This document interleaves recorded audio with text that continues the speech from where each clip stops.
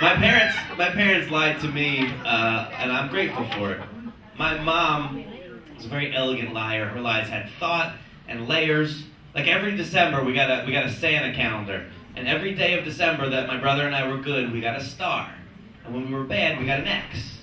And it had a lot of levels because one thing, it made us behave, but the other thing was we were lower middle class kids. My dad was a high school teacher. We didn't have a lot of money, so when my mom would tuck us in at night. And she would say to me, like, did you get everything you asked for from Santa? And little shit that I was, I'd always be like, well, I didn't get that rocket launcher. Or something that cost $800. My mom would go, that must have been one of your exes. When Santa came, you saw the X, and you didn't get that present.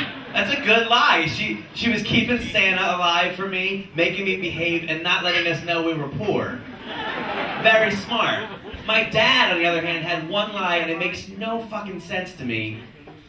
His lie was that if I was bad, I would get sent to the bad boy farm.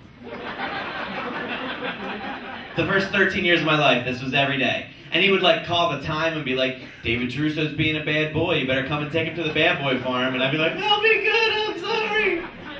It was basically mental child abuse, what my dad did. But I'm not bitter. All I think about now is, why was it a farm? Why wasn't it the bad boy prison or the bad boy dungeon? What's so scary about a farm?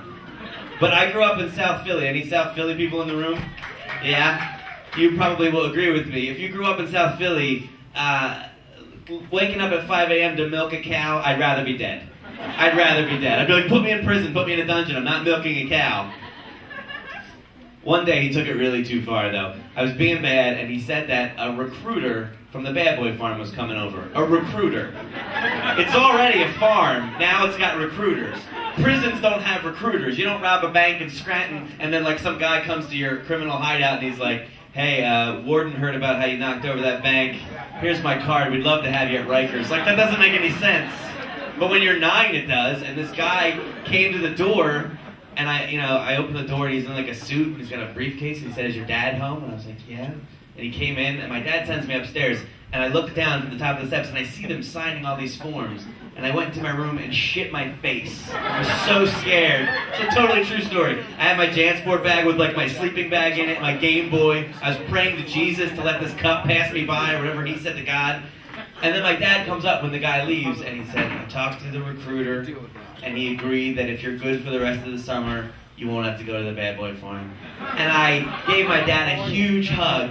My lying piece of shit tormentor father, I gave him this giant Stockholm Syndrome embrace, not realizing that he was behind this whole thing. And then when I grew up, he told me that that was his life insurance agent. It's fucked up. It's really fucked up. A bug went, oh. That was totally worth. If I had like a heckle of my life thing, thank you. That was the most worth it heckle. I almost swallowed a fly, thank you. Give her a couple free drinks. That was awesome. And terrifying. I didn't know what you said, but whatever it was, I was scared.